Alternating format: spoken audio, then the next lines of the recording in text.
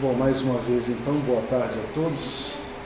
Nós estamos na nossa terceira reunião científica, do grupo de pesquisa em exercício físico, estilo de vida e promoção da saúde. E hoje o tema, ele reforça o tema da semana passada que a professora Natália apresentou para a gente, porque nesse período que nós estamos, nesse semestre, nós estamos discutindo aqui artigos que tratam sobre inovação e tecnologia em estilo de vida. Então a gente sabe que estilo de vida são práticas, costumes, hábitos que as pessoas desenvolvem, que elas realizam, e o estilo de vida, acho que não há dúvida alguma que o estilo de vida é promotor de saúde, bons hábitos promovem saúde. Existem até recomendações de estilo de vida bem padronizadas que estão muito associadas à saúde, redução do risco de doenças cardiovasculares, cânceres, doenças respiratórias, metabólicas, nutricionais e endócrinas. Mas o que a gente encontra na literatura é um certo pequeno, eu chamaria de pequeno efeito do estilo de vida. Embora o estilo de vida seja uma ferramenta tremenda para a promoção da saúde e recuperação das doenças, muitas vezes a gente vê um efeito pequeno. A adesão não é grande, principalmente em longo prazo, e portanto acho que nós escolhemos um tema legal para esse semestre, para estudar inovação, tecnologia relacionadas ao estilo de vida. Então, hoje é dia 18 de março. Semana passada, a professora Natália apresentou o artigo Medicina do Estilo de Vida, de um autor que é uma das referências mundiais sobre o estilo de vida. E na primeira reunião, a professora Natália nos apresentou o que é a iniciação científica, a importância da iniciação científica, que é o que nós estamos fazendo aqui. E aqui nós temos os outros dias, pelo menos até o final de abril. No dia 25, a nutricionista Nívia Alexandre, ela vai nos apresentar um estudo muito interessante do que tem sido feito lá com adolescentes na Itália. Depois, no dia 1º de abril, o professor Flávio, que está aqui conosco, vai falar um pouquinho sobre hidroginástica, inovação, usando a hidroginástica para inovar em relação ao estilo de vida. Depois, no dia 8 de abril, o professor Fábio Marcon Alfieri, coordenador do mestrado aqui no NASF, ele vai falar sobre o que se sabe atualmente sobre sarcopenia e as ferramentas mais recentes para tratamento da sarcopenia, que tem que ver com o estilo de vida, desenvolvimento de força e massa muscular, isso tudo trata e previne a sarcopenia. No dia 15 eu volto falando sobre alguns ensaios, pelo menos um ensaio piloto aí, aleatório, usando tecnologias para melhorar a atividade física. Aí dia 22 de abril a professora Natália, o efeito da tecnologia usável, combinada com uma intervenção no estilo de vida. E aí em abril retorno falando um pouquinho mais sobre tecnologia. Bom, o estudo de hoje, como foi divulgado, publicado agora em 2016, numa revista, que é uma revista relativamente nova. A revista mais conhecida do American Heart Association é a Circulation. E essa revista, Journal of American Heart Association, revista americana da Associação de Cardiologia, eles abordaram, um estudo original, eles abordaram a informação, tecnologia da informação e estilo de vida, e a proposta dos autores foi fazer uma revisão sistemática. Na introdução, eles apresentam para nós algo que nós já conhecemos. As doenças crônicas não transmissíveis são a principal causa de óbito no mundo. Então, dependendo dos países, em torno de 65% dos óbitos no mundo todo estão relacionados a essas doenças que não passam de uma pessoa para outra. São doenças não comunicáveis, não transmissíveis, tá? Agora, nos países mais pobres, pode chegar até 80% de todos os óbitos. Ou seja, essas doenças representam um peso, um custo enorme para a sociedade. E como essas doenças, as doenças crônicas não transmissíveis, a saber, são as doenças do aparelho circulatório, em primeiro lugar, depois os cânceres, depois as doenças do aparelho respiratório, em quarto lugar, as doenças endócrinas, nutricionais e metabólicas. Estou tirando dessa lista aquelas causas externas que, na minha opinião, não tem muito que ver com o estilo de vida.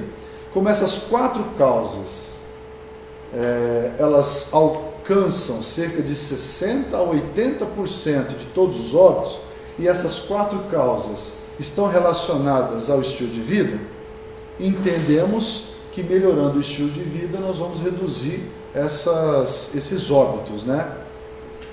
E esses autores, eles destacam que o estilo de vida subótimo, ou seja, não precisa ser um estilo de vida muito ruim, basta ele estar um pouquinho abaixo do que seria o estilo de vida recomendável, isso já aumenta muito o risco de doença crônica não transmissível. E aí então nós temos as causas mais comuns, né? As mais destacadas: dieta não saudável, inatividade física ou sedentarismo, ou comportamento sedentário, tabagismo, adiposidade e o excesso de álcool. Me chamou a atenção nesse estudo que ele usa a expressão adiposidade, porque todo mundo fala excesso de peso, obesidade, mas eles foram específicos. Eles estão preocupados com a adiposidade. A literatura tem muitos estudos sobre a atuação do clínico, médico, fisioterapeuta, enfermeiro, professor de educação física, nutricionista, biomédico, no consultório, tentando educar e reeducar a população. Já existe muita informação a esse respeito, tá? E a gente sabe que os governos, de modo geral, têm muitas campanhas. O que a gente não sabe é o impacto, né, a eficácia dessas novas abordagens de não só tecnologia da informação, mas também usando aplicativos. E por conta disso, existe a necessidade de conhecer esses estudos. Existem vários estudos, mas eles não foram agrupados em um grande estudo, que seria um estudo de revisão, né? Uma revisão sistemática. Será que essas intervenções novas e inovadoras, elas podem afetar o estilo de vida das pessoas? E se afetarem o estilo de vida das pessoas, será que isso pode reduzir a prevalência, né, de doenças crônicas não transmissíveis? São questões interessantes. E essas intervenções, elas têm elevado potencial para serem ampliadas, ou seja, você consegue grandes resultados sem muito custo, seria a escalabilidade. Elas podem ser usadas em configurações diferentes, países, comunidades, né, sociedades diferentes, e são oportunidades para modificações e melhoras em tempo real. Porque se você usa um instrumento desse e rapidamente ele chega até o seu cliente, paciente, até o consumidor, isso pode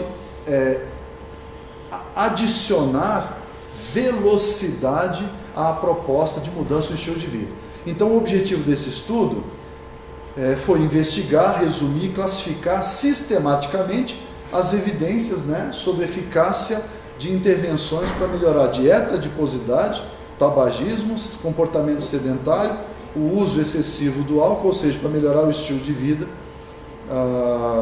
usando esses recursos. Bom, esses autores, eles justificam a revisão deles dizendo que existem muitos estudos, mas eles não foram adequadamente organizados na forma de uma revisão sistemática. A técnica que eles usam é bem conhecida, tá? Então, para quem está habituado a fazer revisão sistemática, está acostumado a usar essas diretrizes preferenciais de relatórios para revisões sistemáticas e meta-análises. um checklist de condutas que você deve tomar para extrair dos artigos informações para fazer a revisão sistemática, né? Eles usaram só o PubMed, que é um banco de dados, onde você encontra ali artigos em diversas línguas, é o maior provedor de artigos científicos para pesquisa, né? Também conhecido como Medline, e muitos artigos ali você encontra gratuitamente, né? Existe uma parte do PubMed, que é o PubMed Central, que oferece artigos de graça. O PubMed normal também oferece artigos de graça, principalmente aqueles que já têm 1 ano de publicação. Alguns são pagos, mas é um fenômeno. Você quer alguma informação, o PubMed é a melhor opção e eles usaram o PubMed. A estratégia de pesquisa deles, eles buscaram estudos que tinham intervenção. Randomizado significa sorteio aleatório, então a amostra de estudo foi sorteada para compor o grupo tratamento, o grupo controle, amostras quase experimentais, coortes. Você pega um grupo de pessoas e acompanha por um tempo, né? Isso é um estudo de coorte, e aí o complemento, os termos ajuda a entender, observacional, prospectivo. Eles também avaliaram os efeitos, né? Pegaram estudos que avaliaram os efeitos de novas tecnologias da informação sobre hábitos alimentares, gordura corporal, comportamento sedentário, cessação do tabagismo, o excessivo consumo de álcool. Também buscaram artigos que tinham informações sobre tecnologias, internet, tecnologias móveis como SMS, chamadas de celular, aplicativos para smartphone, assistentes digitais pessoais, e também utilizaram, coletaram informações de estudos que usaram pedômetro e acelerômetro, que são 2 aparelhinhos que ajudam a avaliar o nível de atividade física da pessoa. O pedômetro, ele conta o número de passos que você dá. É um equipamento pequeno, o smartphone hoje praticamente todos eles fazem isso, basta baixar um aplicativo, ele tem um sensor dentro que registra o número de toques, o número de passos que você deu, né? E o acelerômetro, ele, além de contar o número de passos, ele te dá o tamanho do percurso que você fez, né? Ele indica um nível de atividade com maior precisão, velocidade de deslocamento e assim por diante. Então eles coletaram informações. E eu trouxe para vocês aqui, um recorte do artigo, para mostrar como é que é feita a estratégia de busca, a combinação de palavras. Então, vocês estão vendo aqui, por exemplo, eles pegaram uma expressão, um termo, né? Tecnologia de saúde. Então, essas 2 palavras, eles colocaram lá no PubMed e eles adicionam uma informação do lado, entre colchete. Essa sigla significa título ou resumo. Então, se o artigo tinha no título ou no resumo o termo tecnologia em saúde, né? Tecnologia de saúde, ou health technology, esse artigo ele foi pescado. E aí quando você adiciona essa expressão operador booleano, então o PubMed sabe que ele deve coletar artigos que têm esse termo, tecnologia de saúde, ou tecnologia móvel, ou aprendizagem eletrônica, ou saúde móvel, ou mHealth, que seria uma sigla. Então, quando você coloca esse operador booleano, né, são 3 operadores booleanos: and, e, or, ou, not, não. Quando você põe o or, ele vai pegar ou isso, ou isso, ou isso. Então, a pesquisa é gigantesca. Você encontra muitos artigos. Isso só sobre intervenção. Então, sobre exercício, sobre tabagismo e etc., eles foram fazendo as mesmas coisas. É uma lista de palavras que a gente constrói, e aí então os artigos são recolhidos sempre buscando no título ou no resumo. Tudo bem? Depois que você procura no título, no resumo, aí você tem que ler o trabalho para encontrar os critérios de exclusão. Por exemplo, eles excluíram estudos que eram experimentos transversais, ecológicos ou de laboratório. Eles excluíram os estudos conduzidos com pessoas que tinham doenças, comorbidades. Eles excluíram estudos que estavam avaliando somente a viabilidade ou aceitabilidade da intervenção. Não interessava para eles estudos que estavam avaliando se aquele aplicativo era útil ou não, por exemplo. Eles excluíram estudos que avaliaram apenas mudanças no conhecimento, na consciência ou na atitude da pessoa com relação ao estilo de vida. Estudos com menos de 50 pessoas ou que duraram menos de uma semana também foram excluídos da pesquisa. Eles excluíram estudos antes de 1990 por uma razão simples, Antes de 1990, esses recursos, novas tecnologias não eram tão disponíveis como são hoje em dia, tá? Então o foco são novas tecnologias. Antes de 1990, os artigos que tinha foram excluídos, ou que foram realizados apenas entre crianças, porque o objetivo era estudar doenças crônicas não transmissíveis, que são doenças comuns em pessoas adultas e idosas. O que eles coletaram de cada artigo? Quais as informações que eles tiraram de cada artigo? O autor, o ano, local que foi desenvolvido o estudo, o desenho, como é que o estudo foi construído, as características da população estudada, vocês estão vendo as características aqui, as características da intervenção, como é que foi a intervenção, os resultados, claro, sem dúvida alguma, a eficácia da intervenção. Eles classificaram os artigos segundo uma metodologia bem padronizada e validada, tá? Então, eles classificaram os artigos conforme essas opções. Então, classe 1, classe 2, 2A, 2B e 3. O que é um artigo classe 1 ou classificação 1? Existe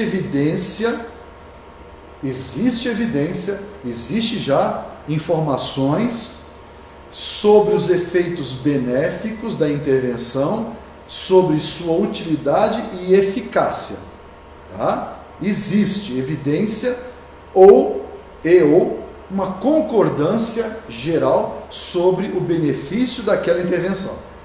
Se existe evidência sobre isso, esse é um artigo considerado classe 1, tá? A intervenção deveria ser realizada já na prática profissional.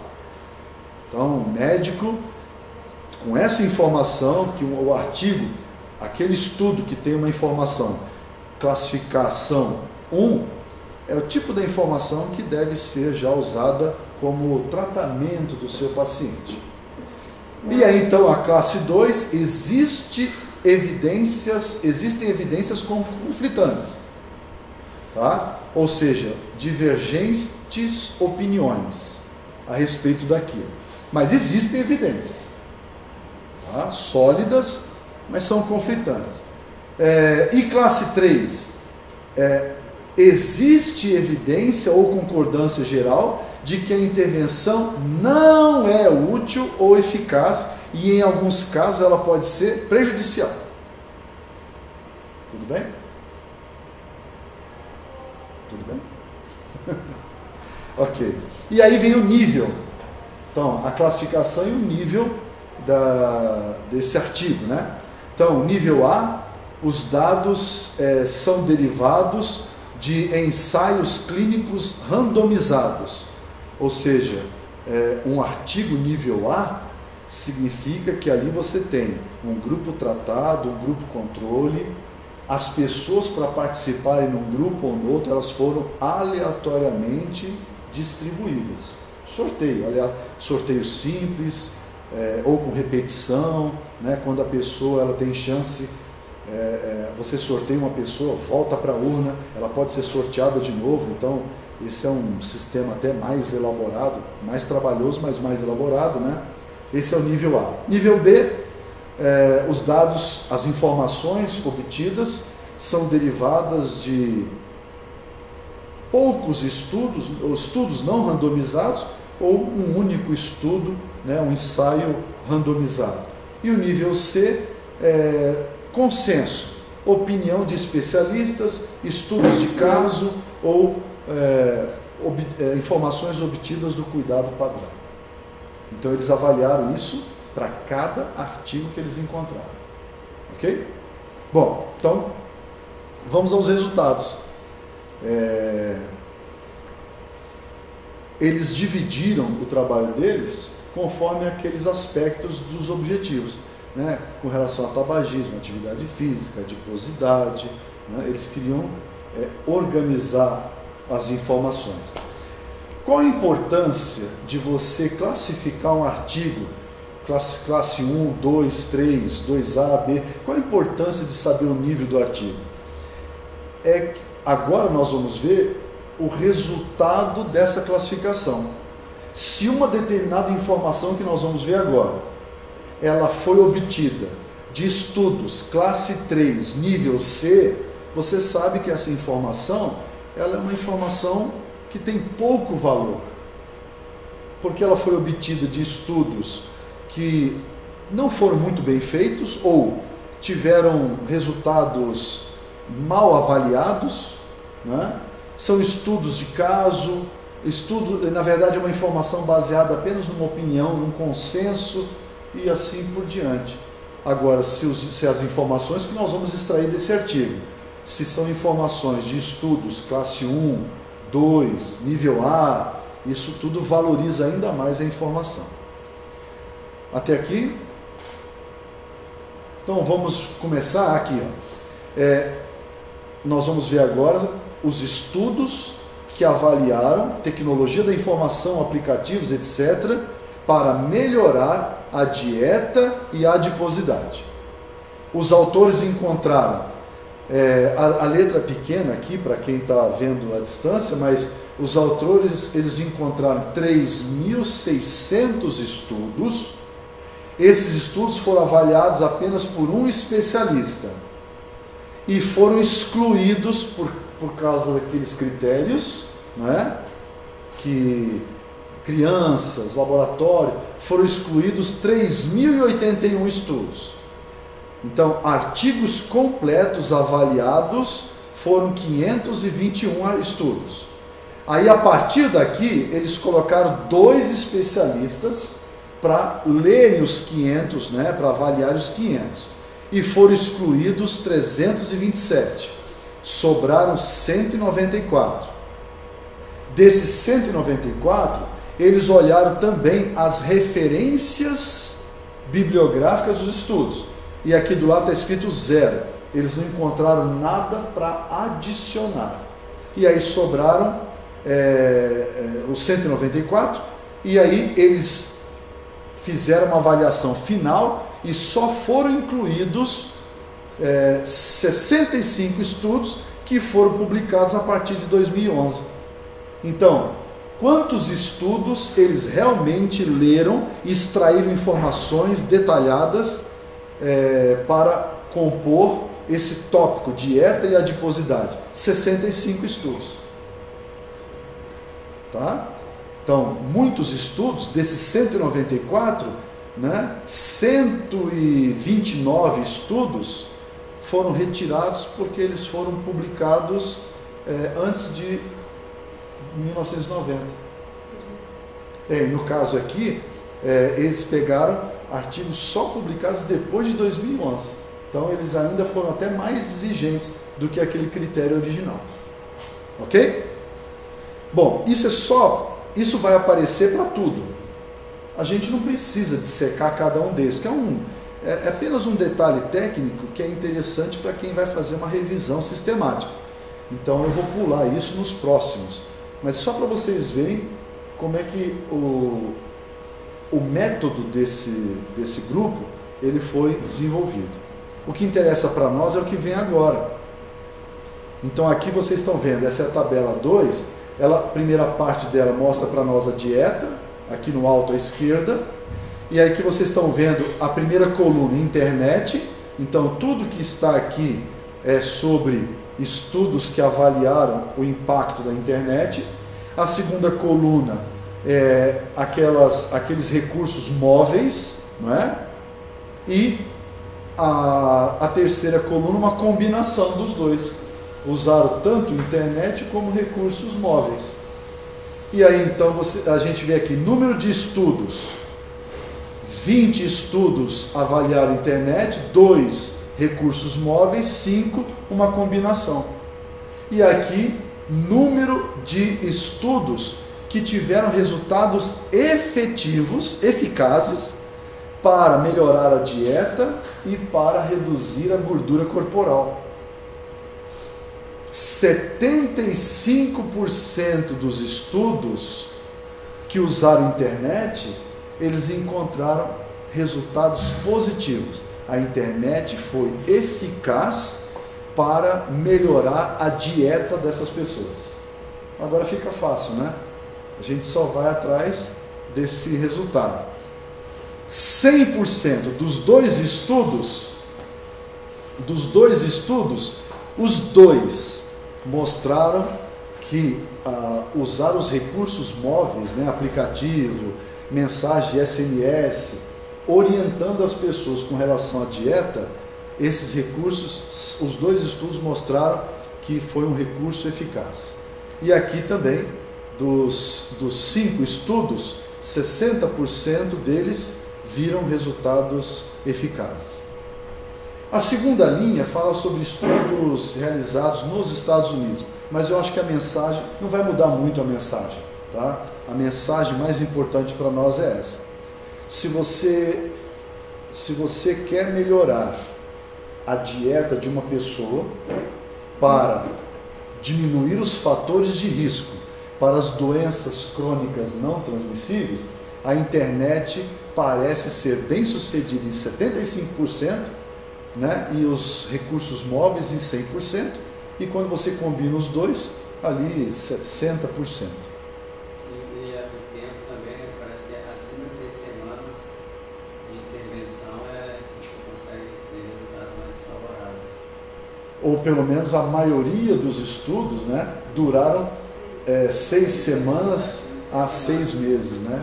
Exato.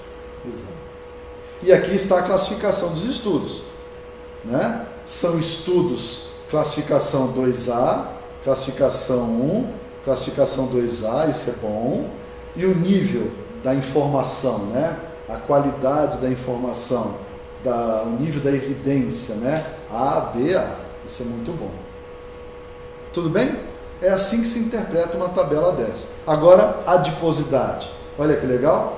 69% dos estudos que usaram a internet encontraram resultados eficazes, 67% que usaram recursos móveis, resultados eficazes, e 81% quando combina os dois. Então, se alguém pretende usar um recurso nesse de tecnologia da informação, já tem aqui uma expectativa. A taxa de sucesso deve ser superior a 65%. E o nível da informação, a classificação da evidência, né, da informação, e o nível da informação, né, classificação 1A. Foi ótimo isso daí. O que mais? Assim, eles, ainda com base na dieta e adiposidade, eles deram alguns detalhes para nós que vale a pena a gente... Veja, esse estudo aqui, esse autor, o trabalho dele publicado em 2013, foi um trabalho de revisão.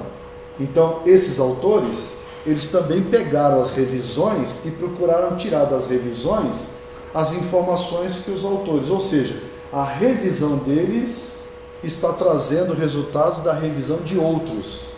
Então, esses autores, né, Stephens e colaboradores, provavelmente, eles encontraram 7 estudos randomizados, controlados, né, O local do estudo foi atenção primária e comunidade.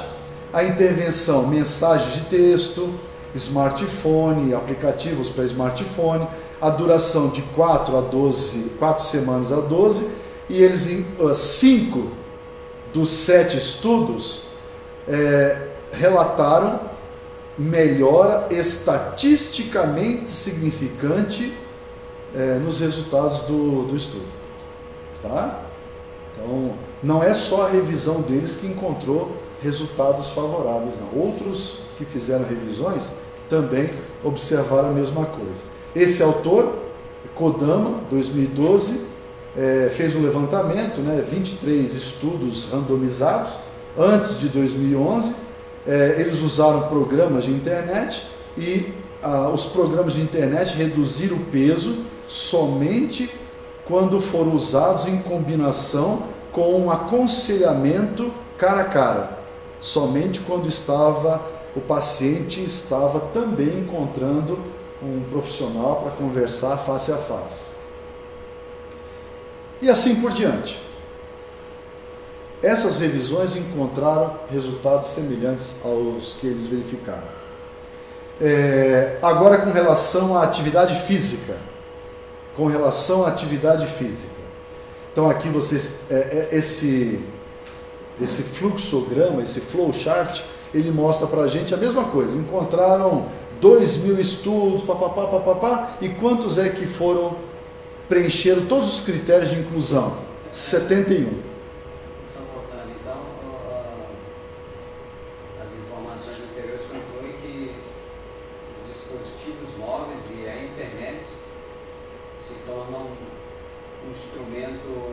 Eficaz na orientação nutricional para melhorar a dieta e reduzir a adiposidade.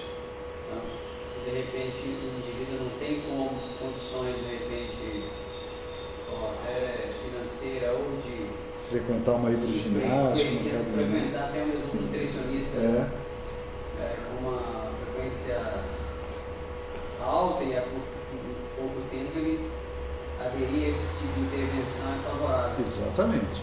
Você viu que tudo acima de 65% de sucesso. Então, esses recursos são úteis mesmo. Tá? Fotos no Facebook, o Alexandre, ele posta, na página do Facebook dele, ele posta, à medida que as coisas vão acontecendo nele e tal, ele vai postando ali. Esses recursos cientificamente estão se mostrando eficazes. Muito bem, então os resultados que eles encontraram com relação à atividade física: 33 estudos com internet, 19 com sensores, pedômetro, acelerômetro, 6 estudos com recursos móveis e 10 estudos combinados. Taxa de sucesso, 88%, 79%, 83%, 70%. Melhorando o nível de atividade física das pessoas. E a qualidade dos estudos, classificação 1A, 1A e 2A. Conclusão: para melhorar a atividade física, internet em ordem, de sucesso. Internet, depois recursos móveis, primeiro internet, depois recursos móveis, depois a utilização de dispositivos que ajudam a pessoa a avaliar o nível, a prática de atividade física dela e, em último lugar, uma combinação desses aí.